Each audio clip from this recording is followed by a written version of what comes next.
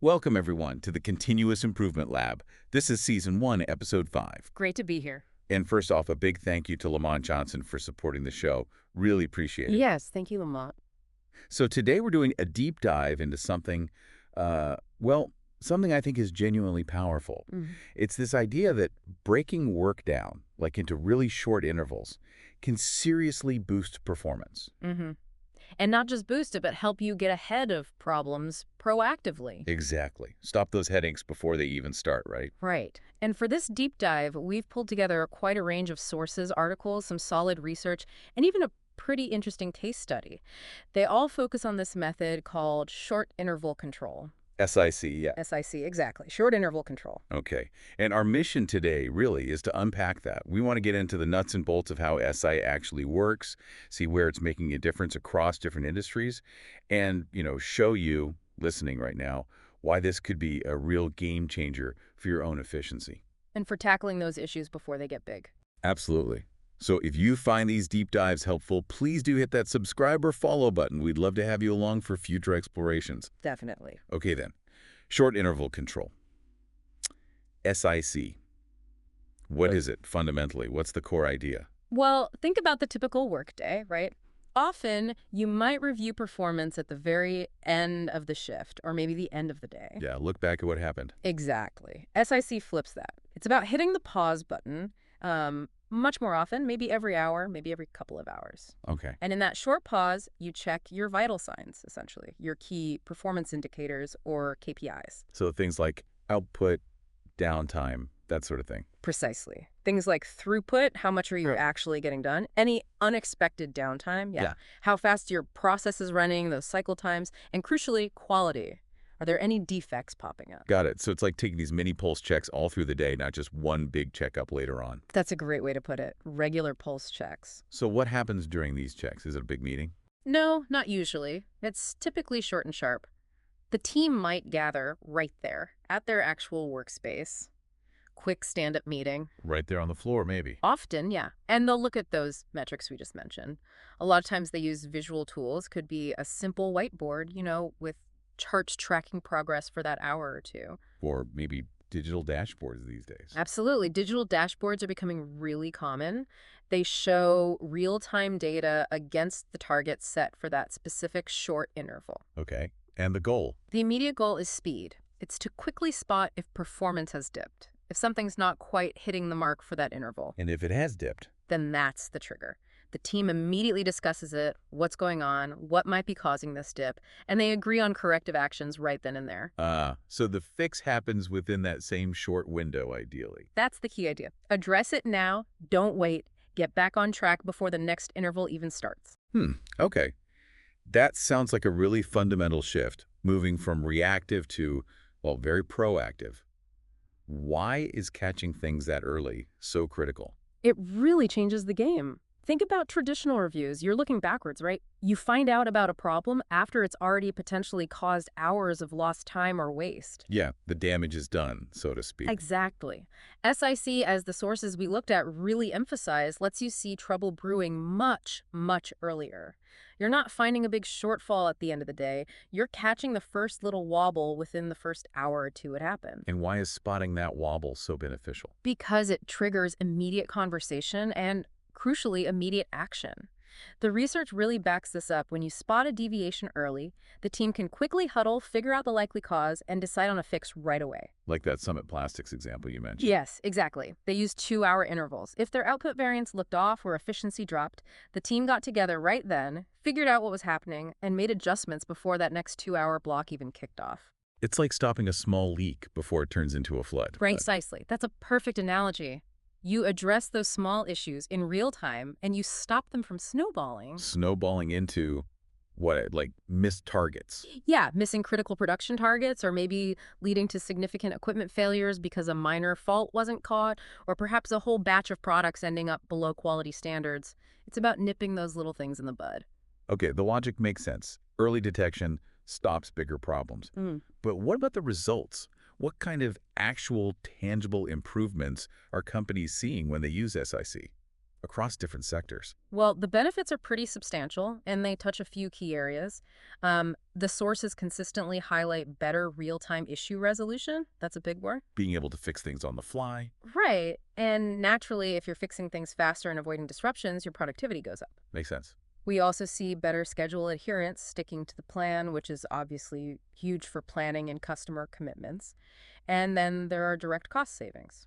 Reduced downtime, for one, less idle equipment, and lower scrap rates because you're catching quality problems before you make a ton of bad product. Labor efficiency often improves too. Okay, those all sound like solid bottom line benefits. Any specific numbers that, bring this to life? Yeah, definitely. That Summit Plastics case study, again, it's quite striking. They reported a 16% improvement in schedule adherence. 16%. Wow. And, get this, a 14% drop in downtime, all within just 6 weeks of putting in those 2-hour reviews. It's weeks. It's fast. It really is. And beyond that specific company, we saw a study from the Lean Enterprise Institute. They suggested companies using SIC could see up to a 20% improvement in resolving issues in real time. 20% faster fixes. Basically, yeah. And an overall productivity bump of around 12%. There seems to be something about these short cycles, It taps into that human need for quick feedback and achieving short-term goals. Seeing progress every hour or two can be really motivating. Yeah, I can see that. Better than waiting all day to see how you did.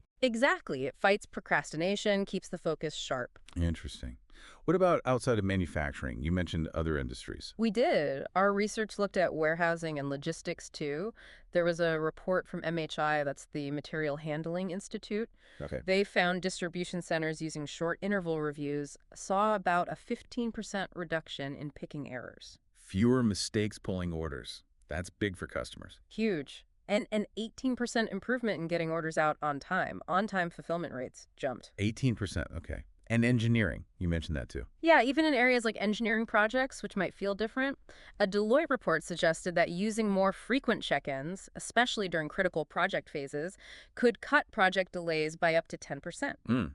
So for anyone listening who deals with projects that always seem to run late, this could be relevant. Absolutely. Yeah. That principle of frequent checks, early identification, it seems broadly applicable. It definitely sounds like SIC changes more than just the numbers on a dashboard. It seems to change how people actually work together.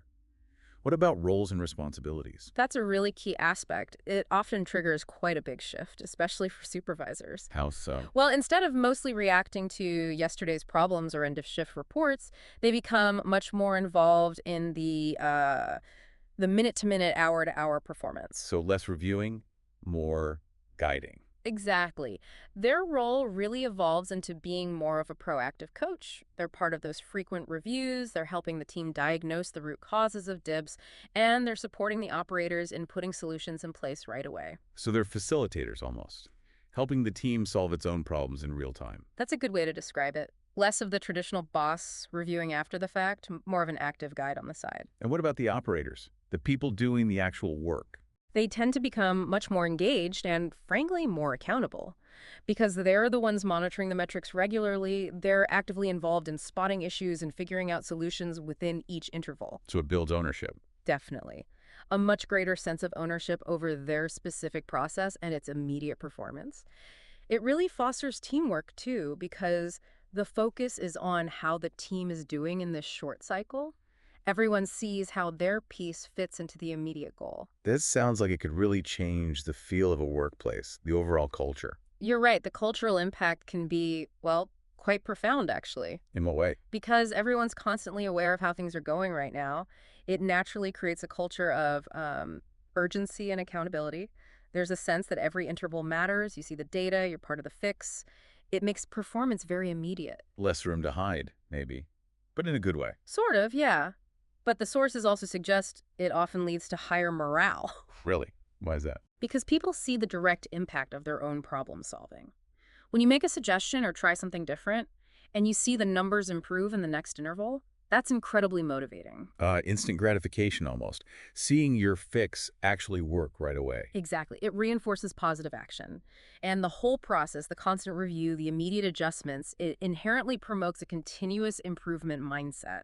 People are always looking for those small tweaks. And those visual tools you mentioned, the boards or dashboards. They're crucial enablers for this culture shift. They make performance visible to everyone, transparent. It creates that shared understanding and immediately flags where the team needs to focus its energy. We've focused a lot on manufacturing, warehousing, operational stuff. But you hinted it goes beyond that. Can these SIC principles work elsewhere? Oh, absolutely. While yes, its roots are definitely in operations, the core ideas are highly transferable. Like the engineering example. Exactly. Think about those critical phases in a big project. Implementing daily, maybe even twice daily, check-ins on progress and roadblocks functions just like SIC. It lets the team spot potential delays early and adjust the plan before things go way off track. Okay, makes sense. Or think about service industries, maybe a call center. Yeah. They could do hourly check-ins on metrics like call handling times or maybe first call resolution rates, even customer satisfaction scores coming in. If they see a dip, the team can quickly figure out why. Is there a system glitch? Are calls about a complex new issue flooding in?